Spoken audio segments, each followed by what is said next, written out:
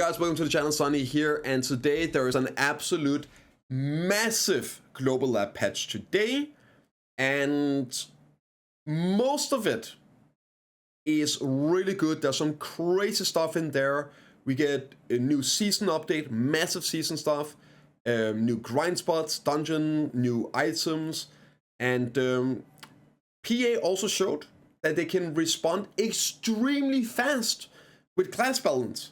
So at this time right now, Awakening Warrior buffs have been live for less than 24 hours, and they already nerfed Warrior. Despite it being like an A-tier PvE class, they already nerfed the class. So like, on the bright side, it seems like PA can do quick balance changes. So surely they'll be responding fast to PvP changes in the future and classes outgrinding other than PvE by 30-50%. Haha. So anyway, let's get into it. Quick note, we do this every Friday. Join the stream, Twitch/Perceptions Prime. You can see the full breakdown. I'm going to do a summary now, best of my knowledge, best I can. All of the things you see in this patch should be out next maintenance, so that would be Thursday the 20th. Thursday the 20th, all of this should be out. Right, so the new dungeon is in. They announced it for the 20th, and it's coming on the 20th, except the boss is not. But you'll be able to do the main story, get some rewards for that, and the new Grindspot will be out as well, which is going to be a 790 gear score spot. It is the hardest Grindspot in the game, and it drops some new stuff, new crystals for PvE, and the boss fight, which you can just go in and do and fight, will be coming out the following week. That will be Thursday the 27th. So week 1 here, next maintenance, the entire zone, area, quest, and Grindspot, and then the following week the boss fight will be out. So you can always see the details, link in the description. As always, you want to read through it. There are some visuals here. It's open up. You join the same way as others in the Ancient Stone Chamber. Go in, you can do it. The big difference now is, well, it's not like before where you go to areas, you go into the dungeon, kill some mobs, get some pieces, you make a key, go in, go to another rooms, make a new key, go to the boss. That's not how it is anymore. There's a grind spot, and then you can go straight and fight the boss once it's out the 27th. So, they're also going to rework the old dungeons to be like this in the future. There will be 2 versions. There will be a normal mode and a hard mode for the boss when that's out. Right, so here's like all the quest stuff and everything. 14 quests, you can do them, all good. There's some titles and everything. You have all of these, right? Some different places and some little look here. I think this might be the boss when it comes out. You have here the dungeon difficulties. This is the normal mode, 300 AP, 380 DP, and then the Elvia difficulty hard mode is 330, 420. Now the grind spot will be out the 20th, so let's cover that. Recommended gear is 350 AP and 440 DP, or recommended AP total is 1100 and 700 DP recommended. It is the highest gear requirement spot in the game when it comes out. There's going to be different mobs here that you're going to be fighting and killing, and then this one here seems to be like a mini boss that can spawn, and you can kill that as well. The main loot is Debo belts, Debo earrings, Decision of Emptiness, which is a new item, I think. It's the crystal item. We'll have some stuff here. White crystal. I think that's what that is. Caphor stones, powder, and trash loot worth 96,000. There's also these here where you can talk to them, and you can do it twice per week, I believe, for the boxes when you do the quests. Probably kill the boss when that comes out. And these are here. You have 3 different versions where you get a rare box of accessories. We'll cover that. It's crazy. You get the tokens. You get these crystal of voids, which are used to make the new crystals. I'll show them in a bit.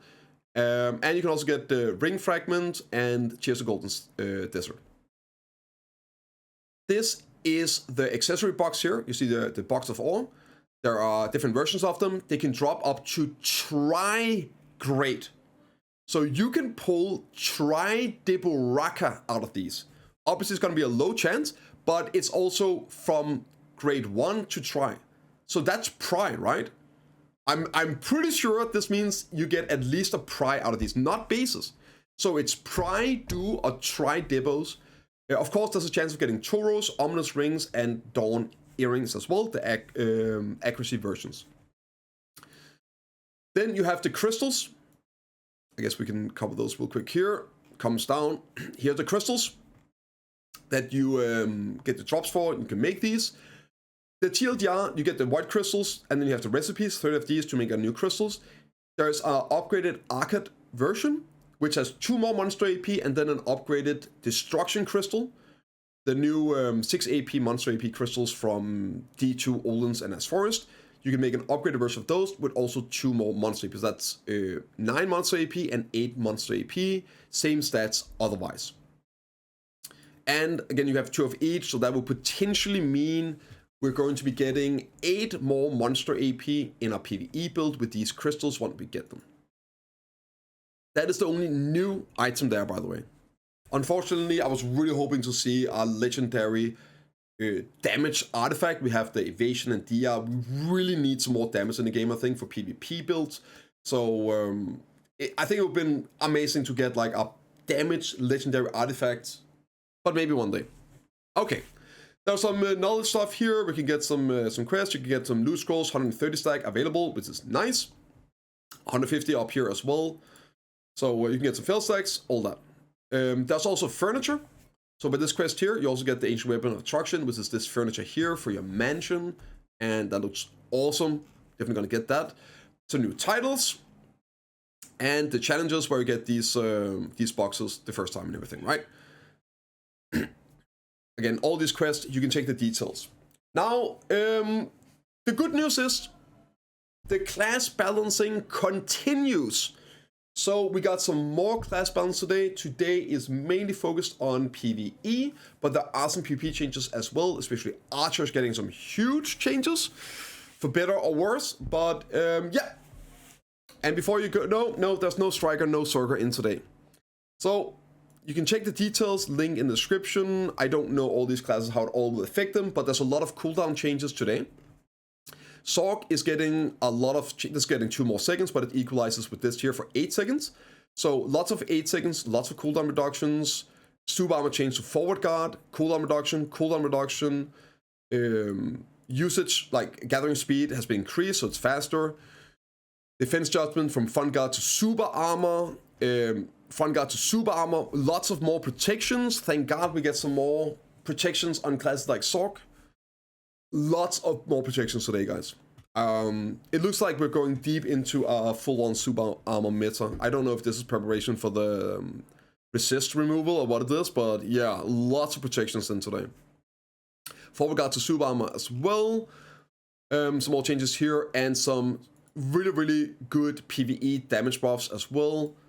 Across the board for Succession Sorg. On Awakening, there are some changes to Nightcrow.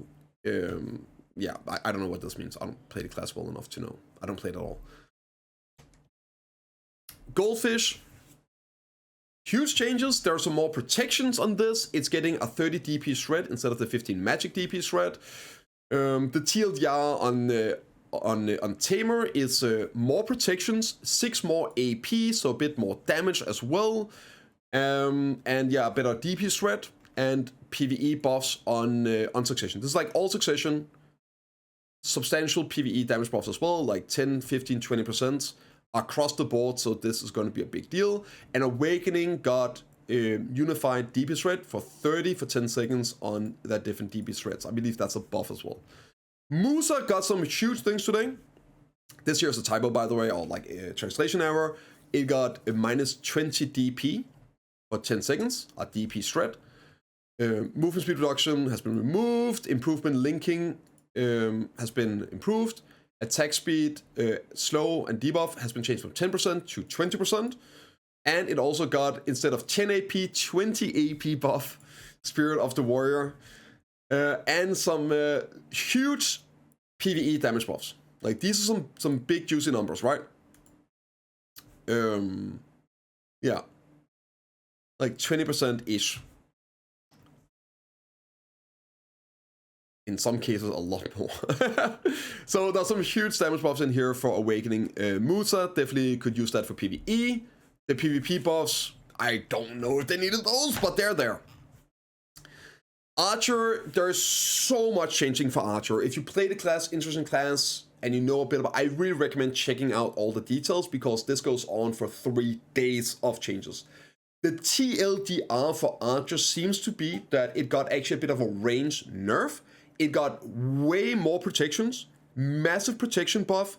It got some stamina improvements, and it got some. It lost a bit of CC, on like just a bit, but it gained some elsewhere. It got, I believe, a protected KD, if I remember right. But stamina, way more protections. So it got buffed in closer range, but the max range got nerfed a bit. And huge PvE damage increases, yep. So you see there's so much here. Attack power increased from 10 to 20, so it gained 10 AP as well, right? Some cooldown changes also. Yeah, there's so much here. You can see changing this ability as well. Instead of the jump back, it's more melee. So many. And stamina consumption halved on a lot of things. This one here got doubled though. Now it's gonna be I have to change the iframe into super armor. And big PvE damage buffs. Like massive PvE damage buffs. Across the board. I mean, this is going to be an absolute slapper in PvE. And believe it or not, Archer was already a top 5 PvE class at a lot of spots. So this might be a new BIS PvE class. Yeah. It also got some crit damage here. Roots went from only being to monsters to everywhere. So there's a bit of PvP in there as well. I believe there's some damage buffs as well for PvP in the short range stuff. So absolute giga buffs for PvE. Awakening Lan got some attack speed increases. 1 second cooldown increase, but then 3 seconds here. More cooldown decreases. Almost everything goes down to 7 seconds. This one here goes from 4 to 7. But in general, equalizing a lot. There's a bit of increase here. 10 seconds, 7 seconds. Right. And some decent PvE damage buffs as well. Nice one, some of them, right? Much needed as well. So they continue with the PvE buffs. And yeah. Keep in mind these amazing buffs on some of these classes like Archer, which legitimately has been a top 5 PvE class at most in-game grind spots. And got the nerfed warrior, right? Sage is getting some interesting changes as well. The TLDR on Awakening Sage is it loses a bit of CCs, but it gains more protections and it gains massive stamina. Massive stamina buffs. Also has some cooldown reductions here, but this is from 150 to 100, 200 to 100, 250 to 150. And to compensate for the lost CC, it also gets a DP rate from 20 to 30, so that's 10 more DP from that. It also goes from 20 seconds to 18 seconds on the grab. So it feels like it's going to be even more specialized for smaller scale. And it lost like some of the large scale CCs, but it gained protections, it gained some damage, it gained a shorter grab. So it's going to be super specialized for small scale dueling, skirmishing, AOS type. And it also got some massive PvE damage buffs. Like, this is like three times the damage. Huge increases, almost like 40%ers, 100%ers, and it got a PvP damage buff on these 2 abilities as well. So all in all, pretty big, pretty up big.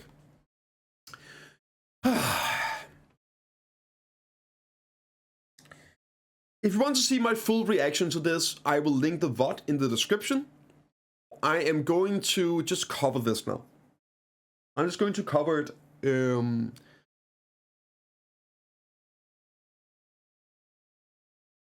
The following damage have been adjusted on Awakening. Nerfed. It's all nerfed. Every single Awakening ability has been nerfed in PvE. Every single one of them. Despite the buffs making Awakening Warrior like probably a solid A tier. I just did a test this morning before this came out at the Pig Cave.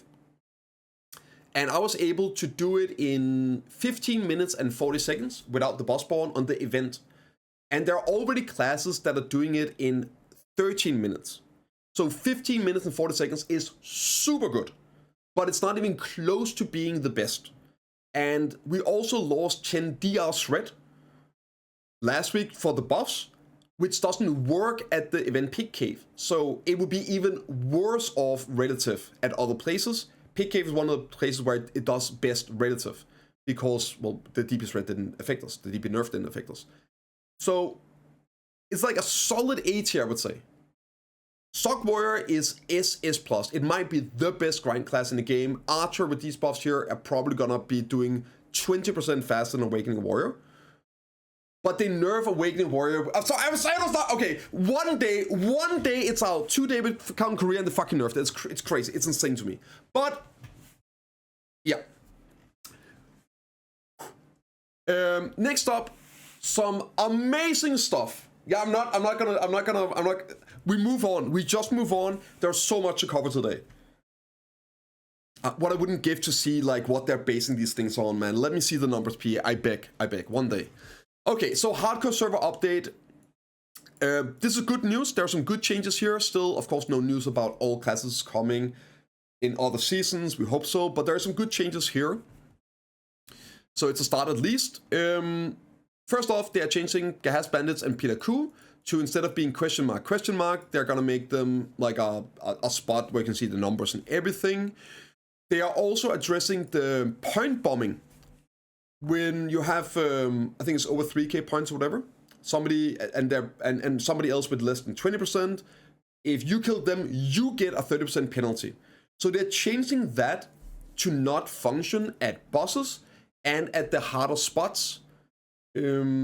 So you can't run it down mid on high points and try to basically bomb them and in their points. So it was also like a grief prevention to stop the geared in-game hardcore gearers to go and farm just people at spawn. So they're still keeping that sort of protection in there, but now you can't grieve the high pointers at bosses and other of the hard spots as well in the game, where you should have a high point like this.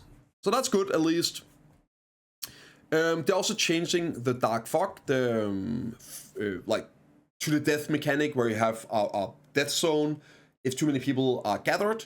Now you go to a separate space, you get teleported to a separate area, so people can't enter it and interfere. There's also some changes to the quests here. Basically, when you can get the quest, depending on survival scores and all that. So they are changing them a bit to, basically you can't be 20k points and do Furious Naggers and get it right, so 3k. Let's see, what else is there, right? That was the death penalty, so that does not apply at the bosses, at Gahaz Bandit, Pilaku, Arkman, and Hystra. Also, they have these mysterious warriors appearing. There's a bunch of them, and they're showing the loot, what you can get, and the survival points. So I think they added more. I believe there's only one to begin with.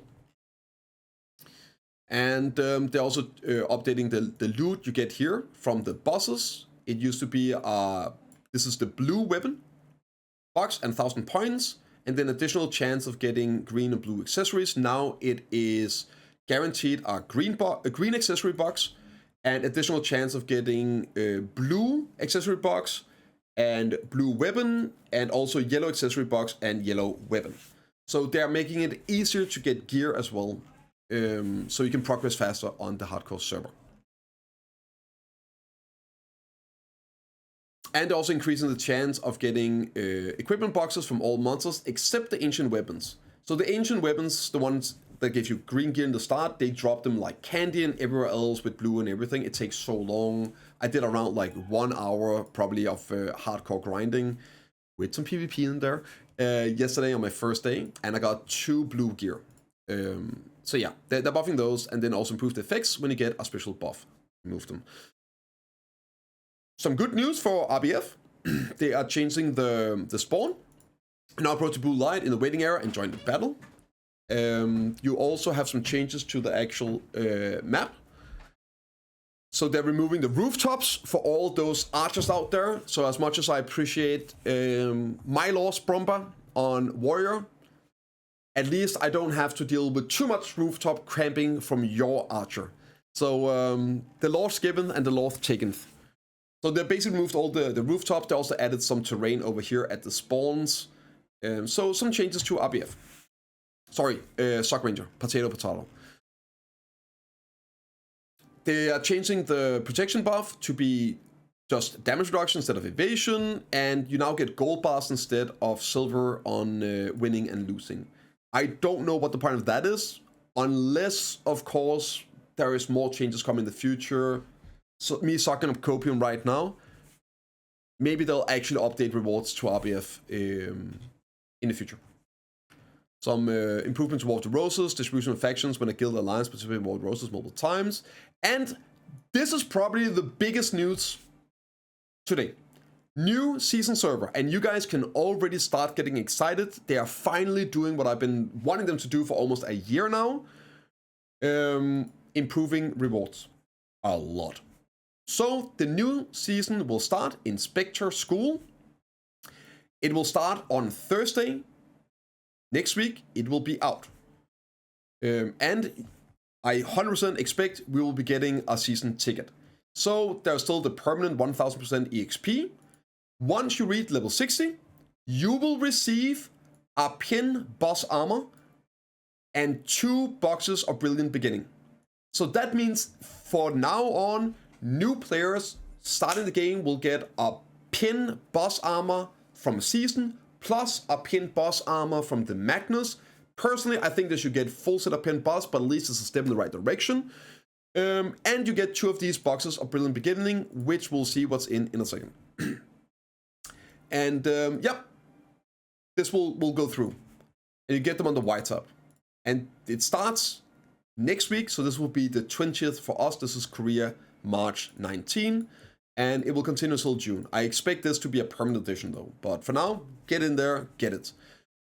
You get to select your pin boss, you choose which one it is. And the boxes of Brilliant Beginnings, you get one of these pocket watches each, so you get 2 of those, which will allow you to make a level 61 character instantly. So by doing the season, you also get to boost 2 characters up to level 60. Again, a new player picking up this game, trying out, instantly gets a total of 3 characters after doing a level 60 on season to retag, change, or whatever. Awesome, awesome, awesome. You also get Ted boss gear for alts, I guess, since you get a full set on season, and choose your composure. I guess you get all 6 of them. You get 2 of these boxes, right?